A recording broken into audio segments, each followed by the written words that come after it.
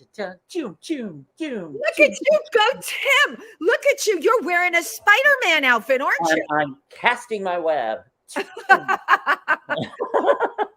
Well, happy Halloween, Tym Moss. Woo, happy Halloween to you too, Wendy Stuart. I am feeling very witchy today. Yes. Well, witchy's better than bitchy, I guess. So. That's, yeah. Or you know what? They are interchangeable. We know that.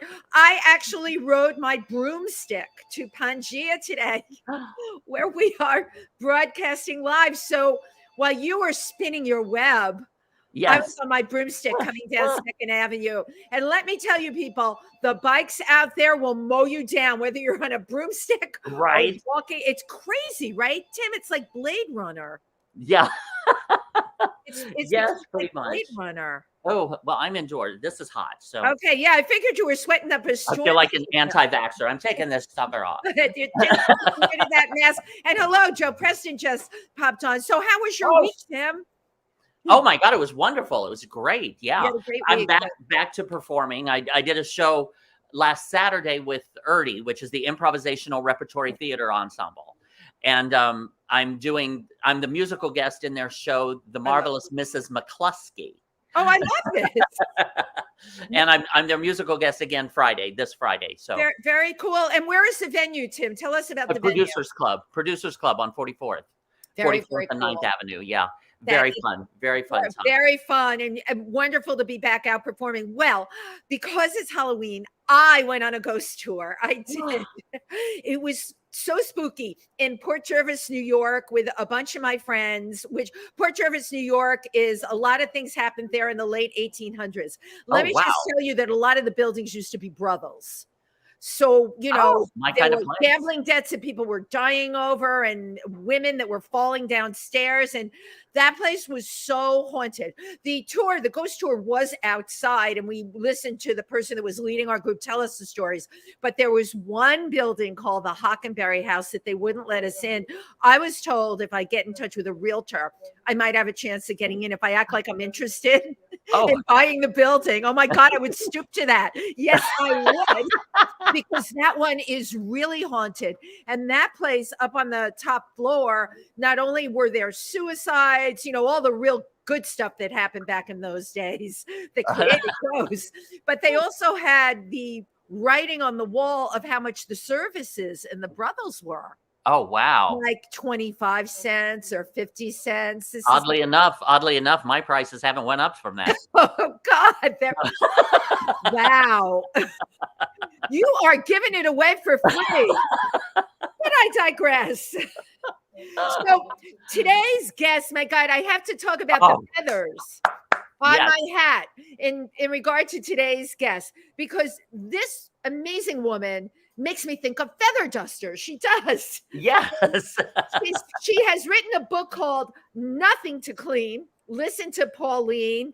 And she shows you how to do a weekly cleaning in 3 hours or less. Please, without further ado, let's give a warm applause to Pauline Irene Stacey. Yay. Hi, everybody. Hi. Thank you for being here with us today, Pauline. I listening to you guys in the background. I was dying. The whole show is like that. Webs, witches, and bordellos. Prices haven't gone up. We like to talk about the real stuff in life, and super excited to have you on because when I was first introduced to you, that is Pauline, I was told that you're like a cleaning expert. And who out there couldn't use a cleaning expert? I mean, come on, Pauline, especially those of us in New York, our apartments. I mean, our producer Chauncey just moved. He still hasn't opened up his boxes. All right. My costume closet. I couldn't even get a good costume together for today because I can't get to my costumes and it's Halloween. So you know what? Let's just start up front, Pauline. What is the psychology behind why we don't clean? So let me start off by saying that when I wrote the book is, when I discovered the system, I just had to share it with everybody. I could not hold it in because I know that there are millions and millions and millions of people out there and the shoes that I was wearing at the time. That were dirty. Yeah. And as time went on, I realized, you know what? Everybody has to clean. Unless you're living in a cardboard box, right? We all have to clean. So it's a No Time to Clean. Listen to Pauline. It's a book about a system that will make a huge difference in people's lives. And it's interesting that was your first question, because the interesting part about the book, there's two parts to it.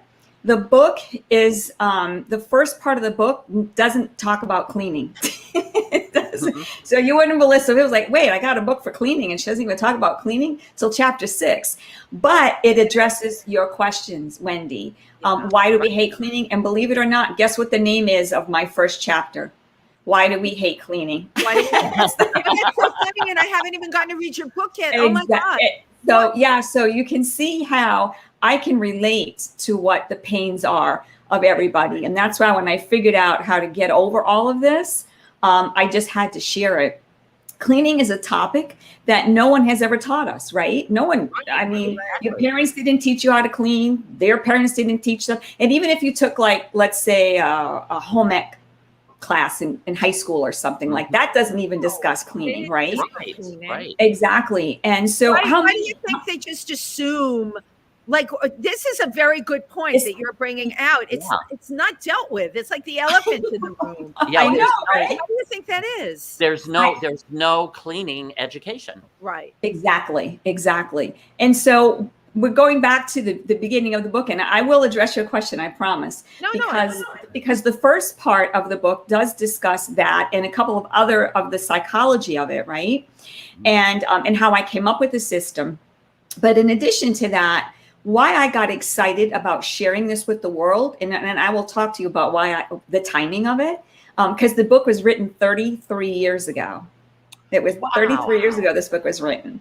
And so, but I thought about how many people, don't be afraid to raise your hand, out there feel guilty about the house not being clean or not having enough time to clean it, right? I mean, isn't that pretty much all of us? So this book takes you to a guilt-free zone where this system will help save you time, money, energy, stress, right? And most of all, give you a peace of mind, because isn't that what we all are longing for, especially today? It's peace of mind, but it's also accomplishment. When I get a task done in the house, I actually feel like I've accomplished something. You're giving me the goosebumps, because that happens to all of us, Wendy. It really, really does. And, you know, according to the American Cleaning Institute, they say that 34% of Americans are concerned that they haven't cleaned enough, and 31% of Americans are concerned that they haven't cleaned correctly. So in No Time to Clean, listen to Pauline, I teach you how to stop thinking about cleaning. Can you imagine if you stop thinking about it? Wow. I know people are like, there's no way, this is not going to happen. Let me show you the other interesting part, okay? This is the book. You see how thin it is? Wow. This is it. It is really and truly a how-to manual. And there's no fluff in it. There's no stories. And here's the whole point, right? People are buying the book because they want to, I say, take back your weekends, right? If you can clean your house in a couple of hours, let's say you pick Saturday morning at 9 o'clock. Let's just use that as a generic time, right? And I say reclaim your weekends. The whole point is that everybody's feeling like I don't have time. I don't have time. Forget cleaning. I don't have time for anything, right? So I thought, you know, if I just get straight to the point, it will make people, it's easy to understand. And today we need easy. We just need easy, right? Like, just tell me what to do. I don't want to hear about why. Just tell me what to do. So that's what the book does. So going back to chapter 1, let's start with that, because it's the crux of the whole situation. We hate it, right? So let's start with that. So for most people, I can speak on the woman's side because I'm one of them. But we, you know, okay, it's time to clean. It's the unspoken rule. The woman in the house is the one that's cleaning, right? And so what do we do, Wendy, right? We put on our old t-shirt, crappy jeans, Oh, We I take know, that would be too depressing. I get all dressed up the way I normally look. Oh, good. You're going to love this part. Fully made up with nice shoes. The only thing extra I put on the rubber gloves because I have really bad nails and I'm trying to keep them nice. So my only addition to my outfit is rubber gloves, and even those aren't plain, Pauline. They're the ones you can order online that have like Yes. flowers. Yeah. I love it.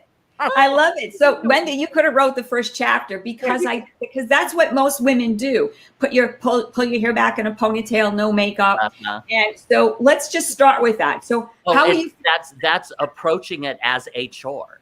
Yeah. And how are you feeling? Tim, that's kind of and that's kind of Yeah. How are you feeling about yourself? Right off the bat. So that's right off the bat, right? Now I brought a couple props for you guys. Right? So, Okay. We love props. Here's the other one. What kind of rags, right? Just the word. Doesn't that just sound like I don't want to do anything with the word rags in it, right? Yeah. So I teach people, okay, that is a no word. We have removed that word from our language, and we use what I call cleaning cloths.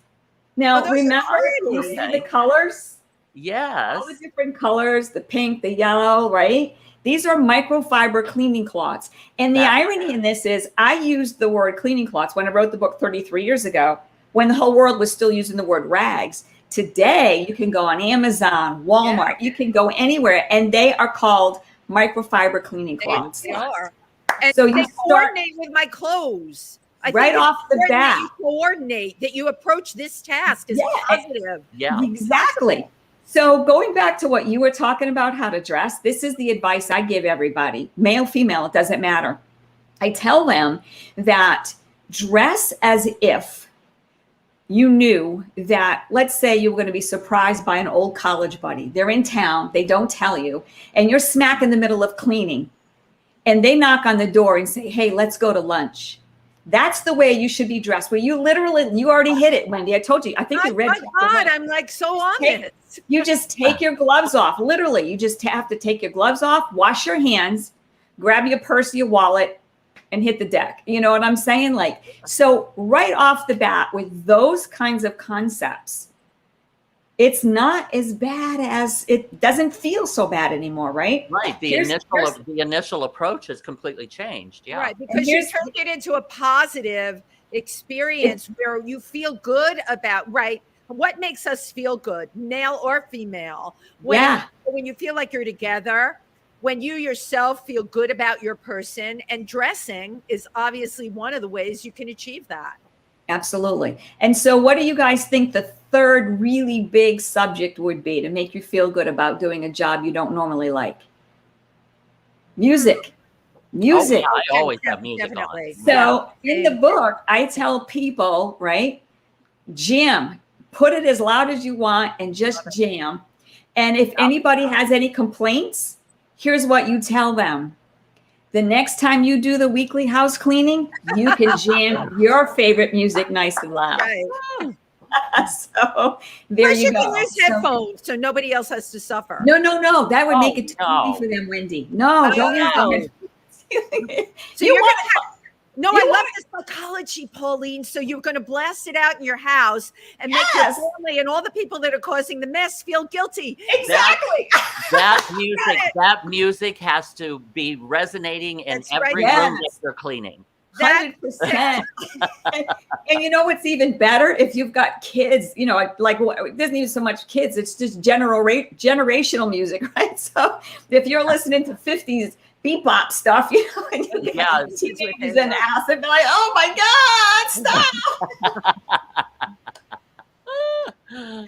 So you can see between those three things, right, how it just changes. So what kind of materials you're using, how you feel about yourself, how you're dressed, and then the music. Because music, think about it. It's always medicine, right? Whether you're in a traffic jam or anything negative, if you had a bad day and you listen to something you love, it completely changes your chemistry, right? Perspective, absolutely. And time goes by fast. And again, right, this is all about reclaiming our time, taking back our weekends, right? Getting this done as fast as we can. So, that was a great question. And yeah, that was all. I have another thought. You, when we started, said you wrote the book 33 years ago. I'm going to fast forward to the internet, okay, when it came about. And now I'm going to put the cherry on the cake, which is social media.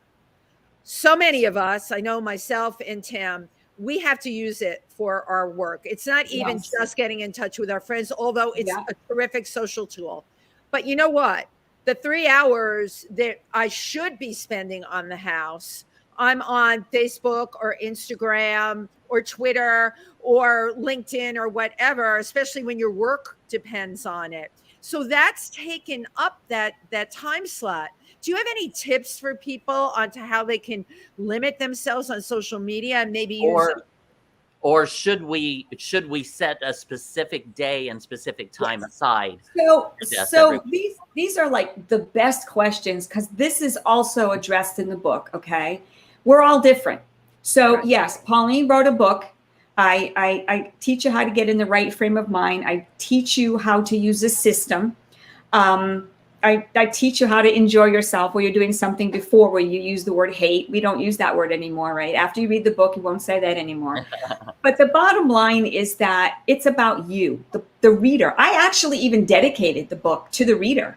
Most people dedicate it to, my teacher, my husband, my wife, my kids, blah, blah, blah, whatever. My book is dedicated to the reader because I wrote the book for you, the reader. It's about you. So yes, I introduce you to a lot of really good concepts, and I introduce you to a flawless system that is smooth and doesn't take a lot of time. Mm-hmm. But I keep referring back to you, the reader, right? Do what feels good for you. Right. So I'm introducing you to a concept that you can take and mold it for yourself. Okay. So it is about you. So going back to your question again, I had a host one time ask me or say to me, well, can you just tell me real quick on how to do this thing in 3 hours or less? Because I don't have time to read the book. And I didn't think about showing her how little the book was. Right. But I should have said, was, well, read the book because you'll have all kinds of time after. Because she's like, I don't have time to read your book, right? Oh, right. That is a catch-22, Pauline, when you think about it. Yeah. So here's the thing. Let me just tell you, I never timed it. So I'm kind of guessing. Maybe I should time it for my next interview. But I think that if you read the book, if you just opened it and read it, and not slowly, not for content to remember things, right? But just read it, I think you could do that in about 40 minutes. Wow. Okay. Let me tell you something else that's beautiful about the book. Wait, how big is the print? I have a question. It's good size. Oh, good. You can. Yeah, that's good. It's a good size. Yeah. I don't like that little itty bitty. Yeah. All of our ages are showing. I don't like the little itty bitty either. But it's simple. But here's the beauty. You're going to love this part, because you know what I did? At the end of the book, it tells you to go to the website, PaulineIreneStacey.com. And on there, you can go and print out, when you get to chapter 6. Chapter 6 is where you actually get the instruction. This is where you start. This is what you do first. This is what you do second, blah, blah, blah, right? What I decided to do was, I'm like, no one's going to want to carry a book around the house and to learn how to, when you're first starting to learn the system, right? How to clean the house. So I printed out, Wendy, it's this big, the print. I love it. I printed out outlines. It's just outline. So you can on the refrigerator and look at it. Love it. No. What you do is you print them out, you take them, and each one is for each different step. So you just stick them in your bucket, in the cleaning bucket. So whatever step you're on, you can just follow through, and they're printer friendly. As I mentioned earlier, I'm an environmentalist, so I like to save ink and paper and all that stuff. So if anybody prints them, there's no pretty pictures or whatever. It's just the instructions, right? Mm-hmm. And you can take those with you and just read through those. Those are nice and big. That printout's big. There's a method to my madness, right? No, it's making, everything you're saying is making total sense. I keep going back to me when we talk. Okay.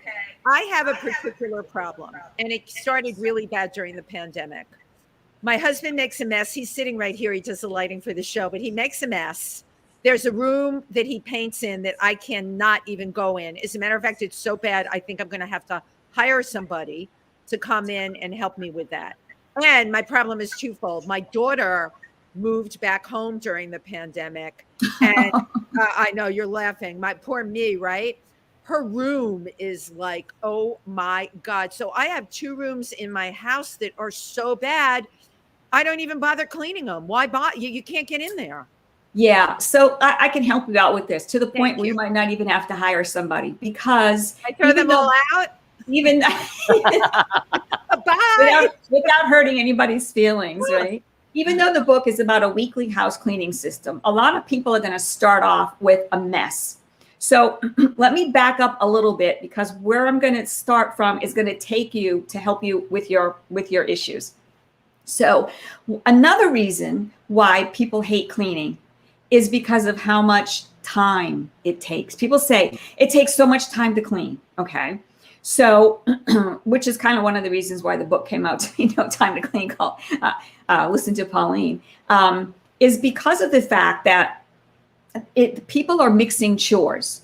So remember when we first started talking and we were saying, like, okay, when you're cleaning, you have a lot of time to think. Right? That's what happens, right? It's kind of mindless time. And so you're just thinking, and that's kind of why the music helps, because it stops you from doing all that, that empty thinking stuff, and it makes time go by faster. But when I was cleaning houses to go to school full time, cleaning houses was how I put myself through school as a single parent with my daughter. But I was thinking about one time I was studying business management, and I had a class on production, I forgot what it was called, but anyway. And I think this study was done, if I remember correctly, it was like Ford Motor Company or something. And they had conveyor belts. And they did a study on parts that were coming down the belt. And each person would do like 3 or 4 things, whatever it was, right? A few things to a part before it went down to the next person and blah, blah, blah. Then they compared that to each person doing one thing at a time to each part. Their production was way, way, way more really interesting than doing a few things at the same time. Right. And all of this just, this all was a process for me, right? Coming up with these ideas and these concepts. So I realized, wait a minute, if that works, why can't that work for everything? And then it dawned on me that when people say I have to clean the house, let me paint a scenario. In the back of your head, ask yourself, gee, do I know somebody like this? Let's say let's go back to the generic 9 o'clock Saturday morning cleaning time. You go out in the kitchen and you start with the dishes. So you're washing the dishes and you see something on the counter that you're like, what is this doing here? Oh, this belongs in the bathroom. So you walk clear across the house into the bathroom. You open the drawer where that thing's supposed to go. And the drawers, wow, this is a mess. Yeah. And you start cleaning the drawer. I'm so guilty of this. The distractions. Just focus. It's just focus. Yeah, and I see Tim doing this with his finger, and that's our human body. Here, and then it goes over here, and then you're over here, and then you're up there, and then over here. Yes. So I knew you could relate to this, right? It happens to a couple people, right? And so then you say, it takes so long to clean, and I'm like, that's because you're not cleaning. You're doing dishes, you're doing laundry, you're organizing, you're putting the toys away, you're putting the clothes away, right? You're doing everything but cleaning, okay? Yeah. So one of the things that is going to help this issue is separate the chores, okay? Now, I break that down even further. So what we do is I tell people, look, if you want to organize and do the dishes and the laundry the night before or on Thursday night, whatever, pick that time. If you say, okay, I'm going to start organizing at 8 o'clock and start cleaning at 9 o'clock, right? Stick to yourself. Whatever's done is done. Because here's the deal. I tell people you can do that, or you have another option. You can clean around the stuff. Because now people that are I was going to say ACDC, people that are OCD, right? I know what you're saying. I can't do that. I can't clean around the stuff. I can't do it. Okay, just keep listening. Yeah. So I tell people that, right? If you're that, I'm like, look, here's the bottom line. If you buy the book, you're buying the book because you want to take back your weekends. You want to have more time to spend with your friends, your family, and most importantly, yourself, right?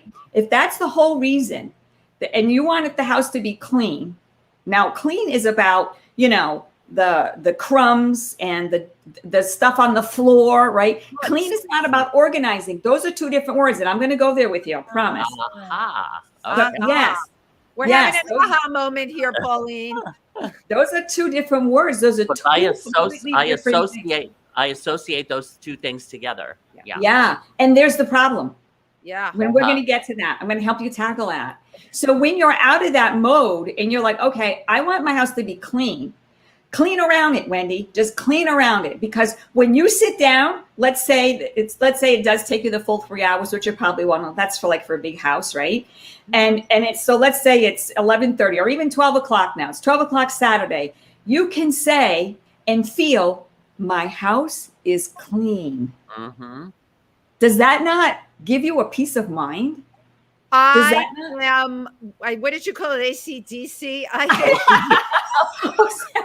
OCD. So this is like, that would work, I think, for people that aren't OCD. The OCD person wants desperately to clean. But like, I have a lot of animals in my house. So the dog's toy is in the middle of the rug. The bird has thrown her toys on the floor where I have to clean up bird poop. And then I run and get the dustbuster. Everything, all of a sudden, it becomes magnified, bigger than life. And I don't know what to do next. And I can help you with that too. Okay. Yeah, that's why the list, I think, would work perfect for you. Okay, so you hit the nail on the head, right? And you know what? I wasn't even I was not thinking about that when I decided to put this system down in black and white words. Okay, it's a coincidence that it happens to be the perfect book for OCD people that can't focus, because go on the website and just for the heck of it, look at the list. You just follow. I tell you how to think, what to wear, what to use, what to buy.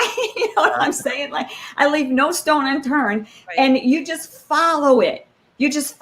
So you have to stay focused. You know, this first, that second, especially with the bulleted list when you walk into the certain rooms or whatever. Okay, so that is extremely helpful. I have dealt with a lot of I never wanted to label myself that, because there's one part of OCD that I don't follow, and that's that you can't go back to your chore. So some people have accused me of being that, but I always go back to what I was doing. I just like to nip it in the bud. When something comes to me, I'll stop what I'm doing, do that, but I go back. So, but here's the thing, Wendy. It's clean. It's not perfect. There's no perfect. You're looking for perfect, my friend. I'm a Capricorn. We look for perfect. Yeah. You have to remind yourself there is no perfect. Let me ask you this. How would you feel if the sink was clean, the countertops were clean? Forget, let's say you have a stack of dishes up top. You don't clean around them, right? But the sink is clean. The floors are clean. The toilet bowl's clean. The shower's clean. Like, doesn't that make you feel better? Like, the whole house doesn't have to be perfect. People are, if you're shooting for the stars and you get halfway there, right? Halfway there is a great place to be. You know what I mean? And I'm going to talk a little bit more about that too. But anyway. Go ahead. No. Ask a question, please. No, I was just going to do a little break here where thank you everyone, and for tuning in to, you're watching If These Walls Could Talk with your hosts Wendy Stuart and Tym Moss, and our amazing and incredible guest Pauline Irene Stacey. And her book is called No Time to Clean. Listen to Pauline. And that's what we're talking about, are some of the tips that she has from her book. And they're very they are really practical. But Pauline, if you hadn't come on the show today, and I'm really taking in what you said about clean your sink, clean your tub, clean your toilet, and ignore the things that are out of place. You know what? Oh my God, there's categories for every single one of us. That's what I'm thinking about, right? I'm the one that is focused on the out of place things, and I can't get far enough in the cleaning because I'm too focused on that. What would you call that person? Distractor. Wendy. The distractor. We all have. I call them human. And for some reason, we live in a society that wants to label everything, right? We slap the label on ourselves, and then we live by that excuse. Well, I'm like this because I'm OCD, or I'm like this because I what's the people that read backwards, like all the words. Dyslexic, right? So as soon as we label ourselves, then we start to feel like, oh, I have a good excuse. And we don't push ourselves anymore, right? You don't push yourself because you're like, why should I push myself?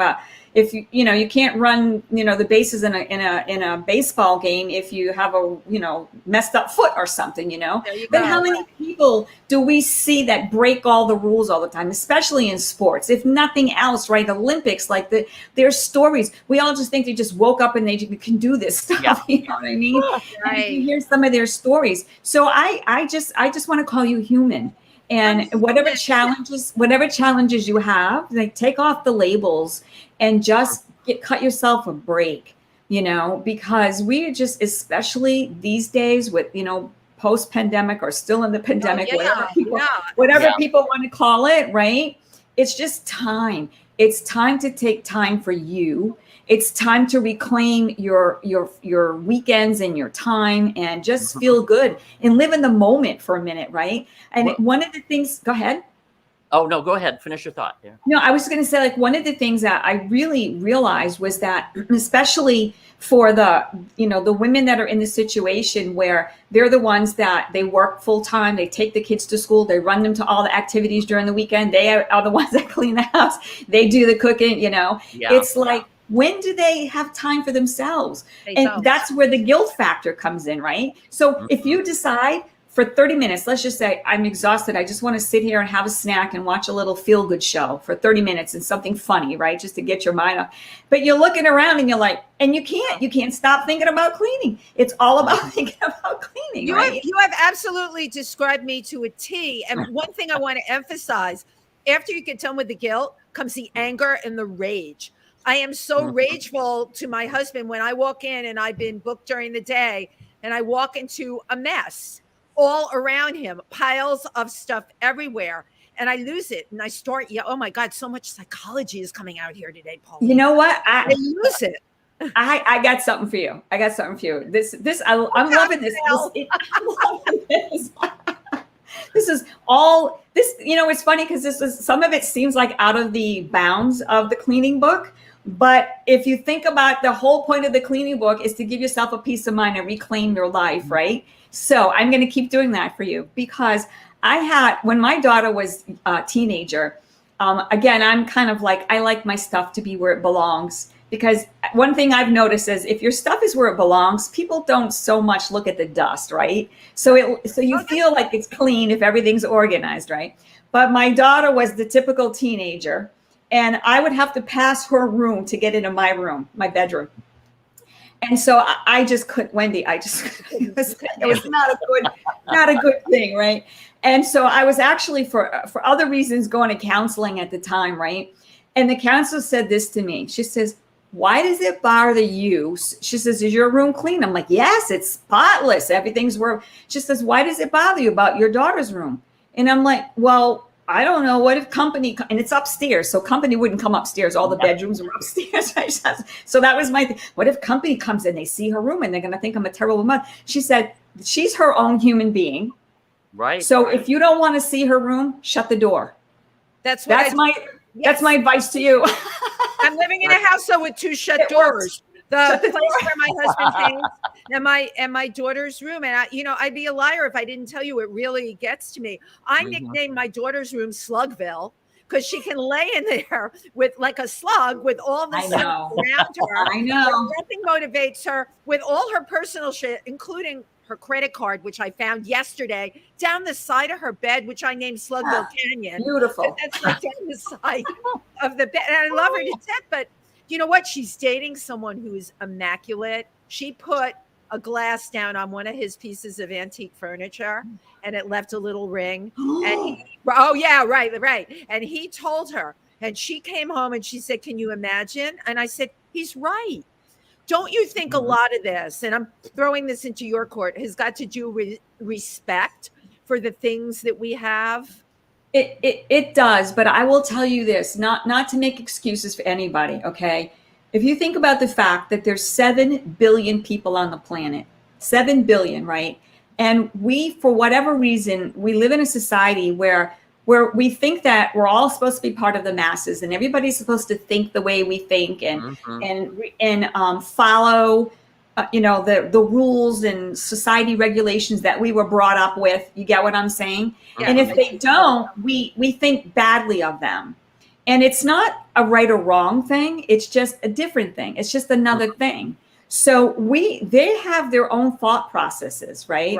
I have an ex who, when I went to his house after we had split up and I just looked around like you, clothes on the floor, bed not, I mean, it was just, and I just remember thinking like, and I realized, Wendy, they don't see it. No, they don't. Yeah, they don't right. Do So it's why why would they have this supersonic vision? Why, Pauline? Why? Why would it bother them? But I can tell you this: your daughter is never going to go back to that house and not respect his stuff. That's true. Right, because he flipped out on her. Because she has a reason to be motivated. She has a reason to be motivated. You being upset with her is not going to motivate her. And let me. This is way past the book, but let me help you with something else. Yeah. You being upset with her is not going to motivate her. So let's think about this. She goes to bed at the end of the night. She puts her head on her pillow. Yes. Who do you think she's thinking about? Herself. Right. Right?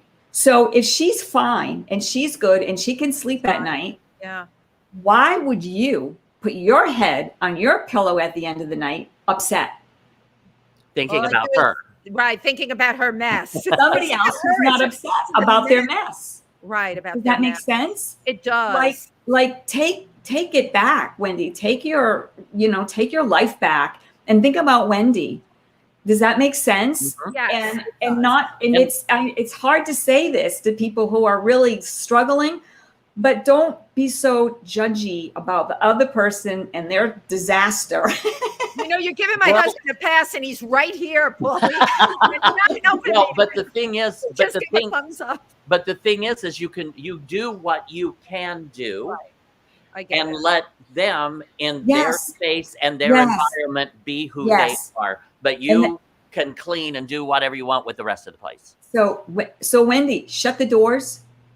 Go to bed at night thinking about Wendy and how your space, the space that you want, that you have to see and deal and live within, is clean. It's impeccable and clean. My space is.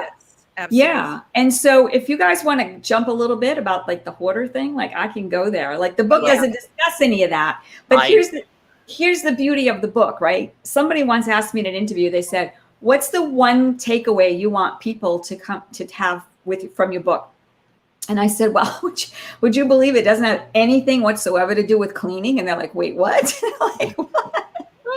It has to do with the fact that what I want people to get from the book is that you can turn anything into a system. Who would have thought? Tim, you mentioned it earlier, right? Nobody teaches you. Why is there no system? Why did anybody ever think of this? Like, it just didn't exist because nobody thought about it. Okay. Now we know if you can make a system to clean in no time at all and reclaim your weekends and have a peace of mind, that you can do that to anything. You can turn anything into a system. So I'm going to help you. This is very generic. And if you ever want to talk offline about getting more specific, I can do that with you. I've done hoarder houses. There's two types of hoarders. Okay. There's the one that actually has like a mental issue, right? Like they have so when you're dealing with those people, you really have to listen. You sit, you talk, you have a cup of tea, you listen to them, you make them feel comfortable with you. You care about their feelings, because most of the people, like their family, won't come visit them. Friends won't come there. So you go from hoarder to hermit, right? Like, I love it. Hoarder to hermit. Yeah. Right. Nobody wants to even come and see you because they're so frustrated. And again, so, you have to listen to them, spend time with them, and understand where they're coming from. But then we got the other type of hoarder, who it's not so much a mental issue as it is, for lack of a better term, lazy, right? Yes, yes, he's right over here. I have Exhibit A right across. Impeccable when it comes to lighting, his cameras. He's a photographer. All of that, unbelievable, meticulous. There you go. Everything else, everything is everywhere. He used to come back from location shoots, and this is true. He'd walk to the back of his studio, throw the suitcase with all his clothes in it, and that would be it. He was done. If somebody else didn't come along, and it was unbelievable to me, right? Unthinkable, would not unpack his, but that's extreme laziness. Yes. And so those people are really easy to deal with. Okay. Really easy. So I'm going to give you I know you deal with a lot of people deal with the concept of magic numbers. We know like 1, 5, 3, 7, like these are all kind of like got something going on behind them. I'm going to talk to you about the magic number of 3. Okay. So let's go to the point where let's just, not to pick on your husband, but it's a really good example. He's his a room. wonderful person, but we'll use it as example. Okay. So we're going to go there, and we've decided, he's just not into putting stuff back where it belongs, kind of a thing. Right. Okay. So again, just take away all the judgment. You look at it and it's overwhelming. So here's what happens, right? People that are, I don't want to use the word lazy, but people that don't want to put stuff away all the time. Not motivated to put stuff away. Yeah, exactly, right? So it's just again, a couple or things. maybe, or possibly never were taught how. So There you it go. could be a psychological thing. They just never were taught how to do it. Exactly. But Tim, he tells me he doesn't see it. I didn't think Right. he had anything. He just doesn't. It's as if his brain processes the things he sees. You know what? We need a neurologist on here too today. Yes. No, there is a lot of psychology to what we're discussing. Right. Yes. Exactly. And So- everybody's different. Sorry, Pauline. I didn't mean to cut you off. No, but Wendy, you hit the nail on the head, because you said he doesn't see it, because you know what he is using his energy and his focus on? His craft. You said it. It's perfect. It's meticulous. That's where his wants focus. to marry you, Pauline. Wants you. That's where his focus is. Mhm. And I'm sorry to say this, but you have to respect that part of him, because that's what's perfect. That's what's, I know, I'm sorry. Okay. That's what makes him who he is. Right. You like your space clean. As long as you guys can make a deal, what he will respect. The same thing with your daughter. This is my kitchen. This is my bathroom. This is my living room, whatever, right? Like, let's respect my space. You guys can clean your door. Close your door, and I won't talk to you about it anymore. Right. But please respect my spot. Right. My space, right? And just imagine how that would feel. Like the energy in your house would just completely shift. Mhm. Does that make sense? It does. Ugh. Yeah. I got And my so work go- cut out for me, Pauline. My God. Cut out for me. She's going to be like, that was the least favorite guest I've ever had on my show. No, this has been a good therapy session. It's wonderful. Great. Tim and I love good therapy sessions, and I love people that come on and talk about real stuff. Yes. We'll deal with, Yeah, That's why I wanted to share the book so bad, We because are so I want weird. to go back to hoarding. I have a wonderful Yes. friend who. Well, just moved one his- second. Yeah, Just sure. 1 second, because we'll definitely get there. But thank you, everyone, for tuning in. You're watching If These Walls Could Talk with your hosts, Wendy Stuart and Tym Moss, and our amazing and incredible guest, Pauline Irene Stacey. Yay! Who wrote the book No Time to Clean? Listen to Pauline. I love that title. And we were just discussing hoarding. So, Right. go ahead, So Wendy. a friend of mine moved his elderly mother into his house, and she had been a brilliant woman. She was a researcher, like a physics researcher, brilliant person, right? And he noticed when she moved in with him, starting to see the hoarding behavior in his beautiful house, right? And within like a year or two, it got bad, but nowhere near as bad when they went back to her apartment, which she had still kept. The kids didn't know what to do with it. They ended up having to hire, when she passed, a bunch of people to clean it out. So what do you do in how does one handle, this is with a parent, a loved mother. How do you handle that? So, well, going back to the two different types of hoarders, right? One where they just have a lot of stuff because they just didn't put it away. So it starts with like you said, it's not important to them putting their stuff away. It's just not a thing. Doesn't, so it kind of starts to build up a little bit. And then when people start noticing it and talking about it, and you start taking it seriously, most of the time when it gets to that point, it's overwhelming. And that's the same thing with house cleaning. If you don't do weekly house cleaning, which is one of the reasons why I wanted to teach the system, that it's really quick and easy. It's not overwhelming anymore. So the same thing as with the hoarding as with the cleaning. If you don't clean it, you don't clean it, you don't clean it, then you're just overwhelmed. So what happens when you're overwhelmed? Are you ever going to do the job you're overwhelmed about? No. You're just exactly right. You can't breathe. You don't want to talk about it. That's what happens to people. They don't want to talk about it.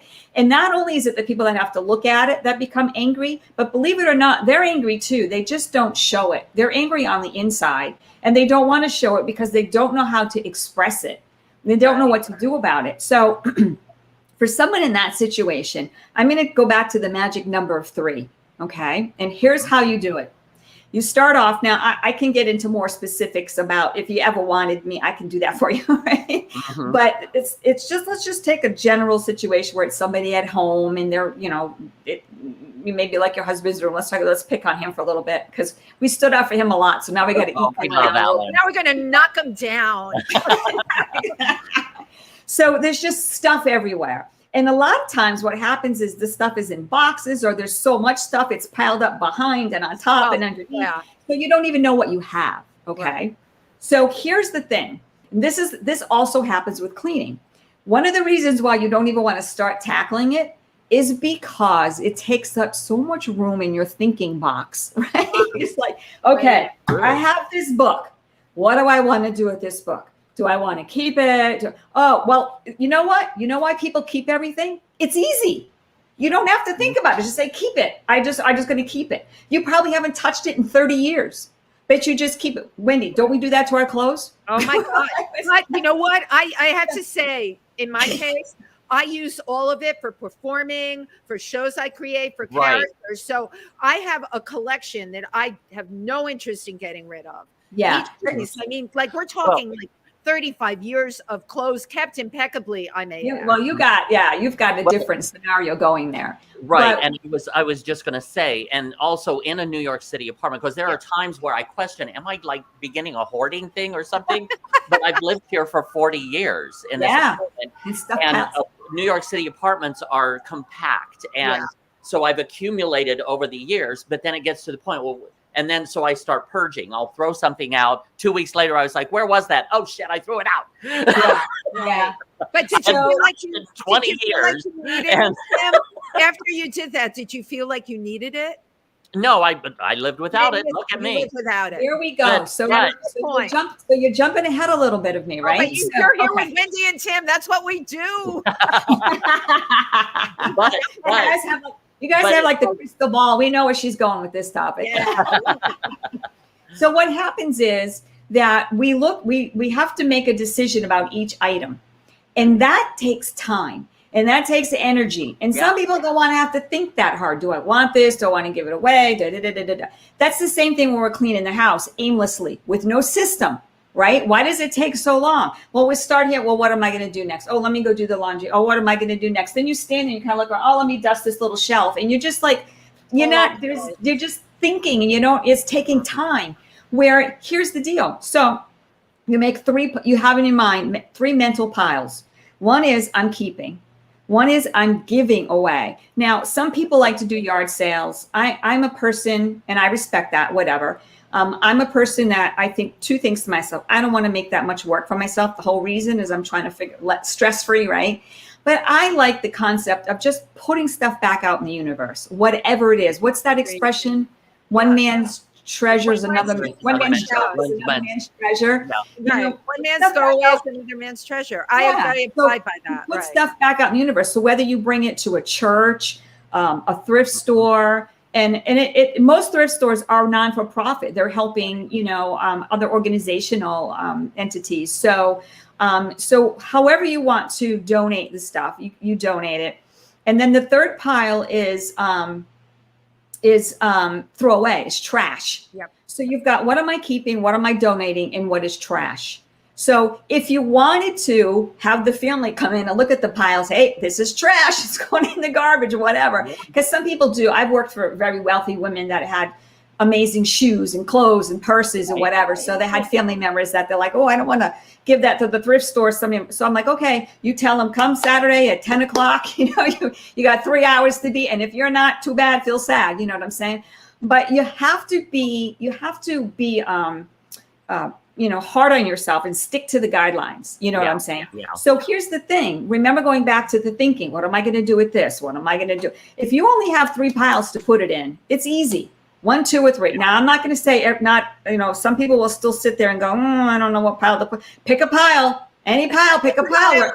Because if you don't pick a pile, I'm putting it in the trash pile, right? Yeah. Better pick a pile, make a decision. And make a decision. And it's very helpful if you can explain to people the donation pile and the concept of putting it back out there in the universe. And that, definitely if you're donating it to places that are working for nonprofits that are helping, the money that the stores make, they donate back to different causes, right? If people feel like their donation stuff is not just going in the trash, that's a big deal, because a lot of the reason why we don't want to get like what's one of the biggest things? I just heard this yesterday, VHS tapes. This guy had this boxes and boxes of collections. He's like, but it's VHS and it's all movies that we love. I'm like, okay, donate it, give it away. But you, Wendy, brought up a great point when you asked him, how did you feel after? Because that's what I asked the guy. He said, I decided to throw it all away. So I said, okay, let me ask you this question. Once you close the garbage can and the box was inside, he tormented months and actually it was years, right? That he was like looking and he couldn't bring himself to separate himself from this stuff. I said, how did you feel the second you closed the garbage can? And he's like, I felt great. I'm like, the second you actually put the cover down, right? You just asked him, did you miss it? Well, no, life still went on. You know what I mean? Right. And most of the time we don't even think about it, but that has happened to me, Tim. So I will tell you that has happened to me. Where something I kept for 20 years and then I threw it away. I swear to God, 2 days later, it's been here for 20 years. One of the things that I am trying to get myself to do, I'm trying to get myself in the habit of doing, because I'm very good with once a week. Because one thing I do not like is starting the cleaning, the laundry process. Because what I usually do is I live in an apartment building, so I take my laundry downstairs to start the wash. Yes. I come back upstairs and I sweep and dust and clean and do all of that. Go back down, put it in the dryer, come back up. So I have a little system that I do all at one time. And remember what I was saying at the beginning, right? It's like if that system works for you, mix it with the book, read the book, still read the book, right? Exactly. But if that system works for you, that's awesome. Because I think I would do the same thing. I can't lie. If I had to go someplace to do laundry, we're always trying to figure out how to maximize our time, right? So I would probably do the same thing. All at one time. And you'll know, like, let's say, so one part, I'll give you a little sneak peek, okay? So chapter 6, the first chapter that actually talks about cleaning. Remember we talked about the separation of chores, right? So that talks just about dusting. So in this chapter, it teaches you how to do just the dusting. So we are literally walking around the house. The book actually has a map in it to tell you where to start. I'm telling you, I've left no stone unturned. Every detail is covered. So you walk around the house and everything you're always thinking about is a circle, because the mental image is that you're working the dust and the dirt out of the house, towards the front door. So that map is in there, right? But so you go in the room and everything is from top to bottom. Makes sense, right? You don't want to start this shelf. Exactly. Now you're dusting that shelf. So you always work in top to bottom. I even do the picture frames. People never do picture frames unless they're doing like spring cleaning or fall cleaning or moving. You know what I mean? But when you keep it up, it's easy. It's just like, and I have a little trick in there. I like to call them tricks instead of tips, because tricks are fun. Tips are like, hey, it's like, I like it all day long.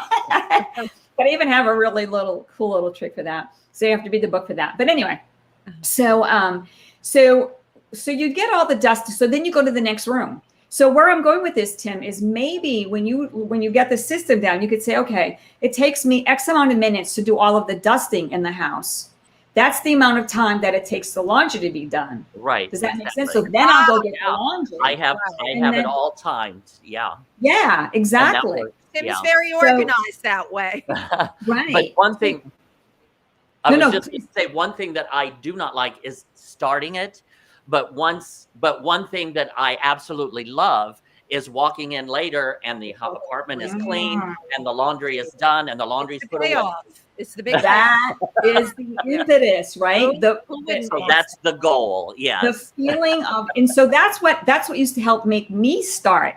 You do not think, have no thoughts about, oh my God, I have to clean. Like those thoughts don't exist. It's like, I'm going to feel fantastic in a couple of hours. Like that motivates you so much, right? Of how you're going to feel. So if you get rid of the negative thought about, I hate starting, I don't want to start, where should I start? All that stuff, eliminate that and start with the final desired outcome, which is the clean. It's clean. And that's why we were talking about, Wendy, about moving around stuff. Who cares if you didn't get that little spot in the corner because a toy was there? That toy might not be there next week, and maybe you'll get that spot vacuumed next week. That's you get what I'm saying? Look at it, right? It might not be there next week, and I can and so I just need to park that as a thought.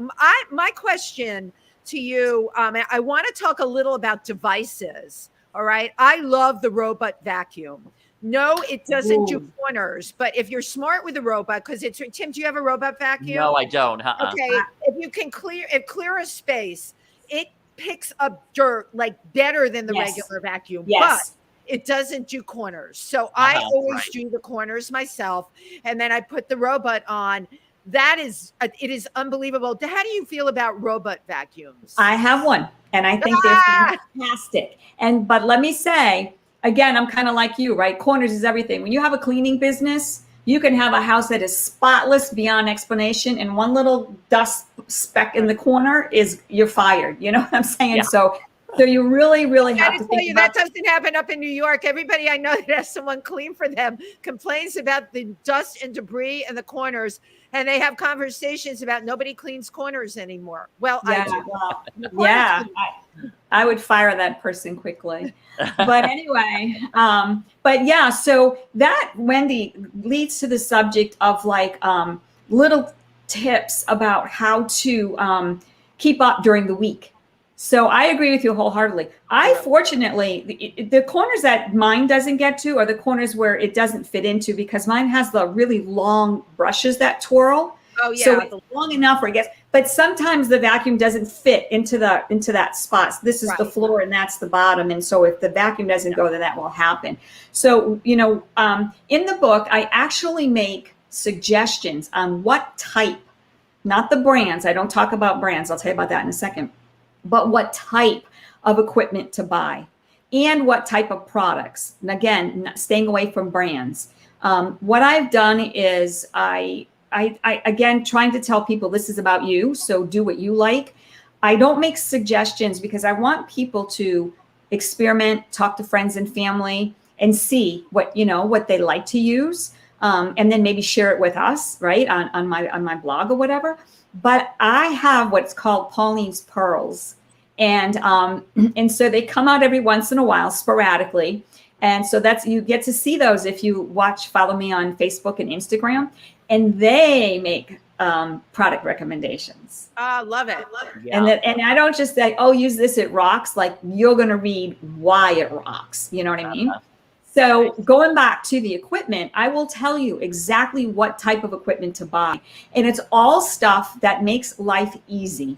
And so when you were talking about, Wendy, about the corners, right? One of the pieces of equipment I recommend is just the floor sweepers, right? The electric, whether it's battery operated or has a wire, whatever, but just they're lightweight. They're a couple bucks, like $40-$50. You can buy them anywhere.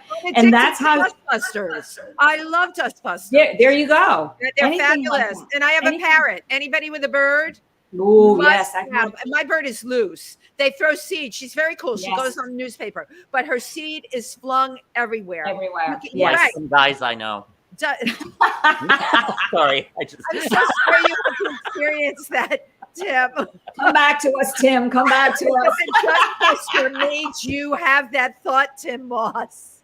Tim has dirty thoughts. Sorry. We're talking about clean, though. The dustbuster will just clean out those. but you need the more powerful ones. I've had, the less expensive ones and more. You're right. The ones you spend like 50 on upward for are the best. And But it's Wendy, I'm going to call out a brand. It is Black & Decker. I've had the other company ones. Black & Decker makes the best cordless dustbuster, hands down. So we're right back to square one, right? It works for you. Right. Yes. You get what I'm saying? That's the whole point, is that it works for you. So there are things that we can do, and that's the kind of stuff I like to put on Instagram and Facebook, right? To keep following. But there are things that we could do during the week to kind of help the process. But I want to share two things with you before we go. I know our time's almost up. But one, when we started, you talked about your feathers, right? And so one of my great tricks in the book is about a feather duster. So go on Amazon for $8, right? This is ostrich feather. So one of the most frustrating parts of cleaning to me is the hair on the bathroom countertop. Whether you have long hair, shaving hair, pet hair, whatever it is. Yeah. So our instinct is what? We push the stuff on the shelf a little bit, right, on the counter. We push it over, then we spray it with something, and then we start cleaning. And all you're doing is moving the hair from point A to point B, from point A to point B. Right? So in order to get rid of it, you got to keep rinsing your sponge and rinsing your sponge. Right. And it's like, really get rid of it. It's so time consuming. Well, if you take the feather duster when it's dry before you spray it, and you just swipe off a couple swipes, right? Let it fall to the ground, because you're going to get that when pick that up when you vacuum, right? Or the robot get it. Bam. But you just push it off the counter. Now you have a dry, clean, or clear countertop to work with. I cannot tell you how many minutes that saved. I learned that saved me. And frustration. Yeah, well, that was the biggest one. Saves frustration. Are you kidding me? Oh my God. But one of the things I wanted to talk about with the book is that my book, I don't know if you guys picked up on this or not, but it has what's called augmented reality. Are you familiar with that at all? I wrote that down. I wanted you to talk about augmented reality really quick. So I am the 15th person in the world that has augmented reality in her book. I was fortunate enough to team up. My co-publisher is called Hasmark Publishing. They're the first publishing company in the world to have augmented reality in their books. Wow. So what that is we have what's called the marker. Mine happens to be the oyster with the pearl in it. And anywhere you see the marker in the book, you put the app, you have to download the app, you point it towards the marker, and the video pops up. Nice. And so you can see me. I'm actually, the feather duster thing is actually one of the things. You'll actually see me brushing off the counter, and you see how it works. I actually put hair on there, whatever. Cool. And some other things. There's a few on there. So you get to see a live video of what, of needs, doing stuff. That's fabulous. Yeah. So that's what augmented reality is. It's very exciting. I want to give a shout out to everybody who came on today. Right. Firstly, you're watching If These Walls Could Talk with your host, Wendy Stuart and Tym Moss, our amazing and incredibly instructive friend and guest, Pauline Irene Stacey. Yay! Okay. Now, Jenny, tell us about Bookwater. Kids hide stuff under their beds. Well, I did. Good point. Jenny I grew up with Jenny in Indiana. Oh, you did? Well, she checked in. Joe Preston, hoarding is insecurity. Absolutely. Twyla Childress, love your hat, Wendy. Thank you, Twyla. Teresa Sabin, great show. She's amazing. She comes on every week. Joey Infante said, I agree with Tim. Start the laundry and go for the rest. See, Joey's sensible. I just get crazy. I can spend an hour or two shining an object till it's totally clean. I'm a cleaning fanatic. See, all people's psychological things come out here, Pauline. I have 4 rooms and I take one at a time and deal with that. Joey loved the show and I need to be scrolling. Tim, can you see any of these comments? Great. Yes. Let's see if Richard Skipper said happy Wednesday. Happy Wednesday. Right. Let me see. Jenny Bookwalter, she also said raised by tidy little Midwestern mothers who ironed everything. That's a good point. That was another thing. Yeah, I remember my mother used to iron a lot. And I never do. I don't like hibernation. Real quick, Pauline, you studied environmental science. Yes. Science. Real quick, how does that hook into cleaning? I have a master's degree in environmental management. Wow. So it's a spin-off. It's an MBA, but it's studying the environment. So I totally love it. And so again, you heard me talk a little bit about how that studying the management, because everybody thinks that management is about making money, and really management is about how to manage people to make money, right? And so that's what really helped me, learning about a system and understanding how you can make production quicker and faster and better. So that's how it helped with the book. The environmental part, and people have asked me about, I stay away from the concept in this book about what they call green cleaning. There's so many products, there's so many controversy and stuff. I know a lot of people that are green cleaners. Yeah. I am going to make a true confession here. I love the smell of toxic cleaners. Give me a jar of pine salt. Pine salt. I am so happy. And I can go right down the list of all the things that are there's another one, Fabuloso. Oh, yes. That's the brain Toxic. Connection, right? The smelling. The smelling makes you think because it smells strong. My brain? Clean and cleansing. My brain. It makes you feel, right? The smell of it, oratory part makes you feel like it's clean because it's like mouthwash, right? Remember old-fashioned Listerine? But now, interesting that you environmental management, and because I think of that as far as environment, the climate, the ecosystems, all of that. But in a way, what you're doing, what we have talked about this past hour, is managing your environment, your immediate environment, your home right around you. 100% correct. Yeah. And so it's interesting how you have applied that to the home, to the house. Yep, and you have really brought to people a sense of control. Yeah. Okay, because the environment, that is hard. We can do our best, but that's out there. You brought not only peace of mind, but a sense of control, which is fabulous. Absolutely. Yes, I agree 100%. And one of the other things I deal with the environment is I work with the Everglades Coalition. And in South Florida, 8 million of us rely on the Everglades for good, clean drinking water. Wow. People just think it's about saving alligators. We have plenty. We don't need to save the alligators.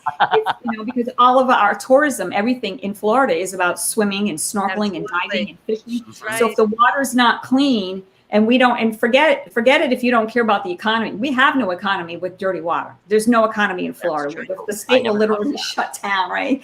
But if you just care about what you drink and what you bathe your kids in, so I work very closely with the legislators. Love it. Yeah, and try to convince them why we need this and what we need it for. Absolutely. Yeah. You have had your work cut out for you in that area. That's all I can tell you. Bless you. That's wonderful work. Wonderful work that you're doing. Right. Thank you, guys. Again, and in conclusion, Pauline, where can people find out about you? So everything you can find out about is on the website, PaulineIreneStacey.com. And I would love it. Yep, with me. Yep, I would love it if people would go on. I'm looking for some good cleaning stories, the good, the bad, the ugly. I would love to start posting them on my blog. I think it's important for all of us to share with each other, maybe learn and tell some funny stories. So I would love it if people went on the website and even if for nothing else, to give me some good cleaning stories. Well, one thing I started to say earlier and then I got distracted in other areas was one thing that I am trying to train myself to do right now. Is in addition to I've got the cleaning and laundry and all of that down pretty well, but is going through piles, because again, being in a New York City apartment as an entertainer and costumes and this and that and clothes and all of that, is I'm trying to take 1 hour a week and just sit at one spot and clean and organize that, and then next week I'll take another spot and just work on that for 1 hour. That's great, right? 100% perfect. Because first of all, it's a system. Any kind of a plan to me is a system, right? Yeah. The other thing is that what I try to tell people when they're dealing with the hoarder situations is you can't look at the big picture. Right. That's what overwhelms everybody is the big Absolutely. picture. You Yeah. just got to take a bite out of the slice, Over here. right? Yep. So you and you know, if you did it 1 hour a week, there's 4 weeks in a month, right? So there's 4 hours. Then the year goes by. You get what I'm saying? And so you got a whole new place. You know what I'm saying? Yeah, and it's done. And it's not overwhelming in your mind. So if you say to yourself, I'm just going to do this for an hour and literally stick to it, whatever's going on, set a timer. And if you're in the middle of holding something, when the timer goes off, drop it. Just stick to it. You're going to look at the man cave. That's what we're going to do in there. 1 hour. Shaking his head no. Have you not heard anything that Pauline said? Just shut the door, Wendy. Shut the door, Wendy. The door, Wendy. Forget about it. These have been like terrific tips. Oh. Tim, I love your tip rolled in today too, you know? Yes. Okay. Happy Halloween. Thank you, Pauline. Thank you guys so much for having me. Pauline Irene Stacey, thank you so very much. We had a wonderful time, and I loved all of your suggestions. And please get the book, No Time to Clean. Listen to Pauline. It makes it, you know, look how little it is. It makes a great stocking stuffer. I love it. Right? Absolutely. And we are listening to you, by the way. Good. Send me some stories. Okay. Thank you so much. Thank you so much. Everybody, have a good one. Thank you. Thank you.